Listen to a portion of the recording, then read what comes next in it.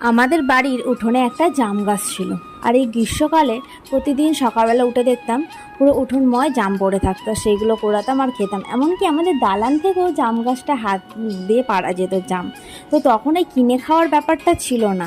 আর গ্রামের দিকে বেশিরভাগ এরকম জাম, কাঁঠাল, আম এইসবের গাছ প্রচুর পাওয়া যেত।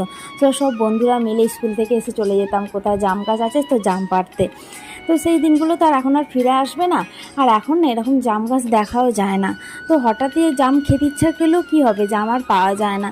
তো বড়মশাইকে বলে রেখেছিলাম যে যদি তুমি বাজারে যাও, যদি জাম দেখতে পাও আমার জন্য এনে দিও। তো হঠাৎ আজকে সকালবেলা বাজারে গিয়ে জাম দেখতে পেয়ে আর আমার জন্য কিনে নিয়ে এসেছে।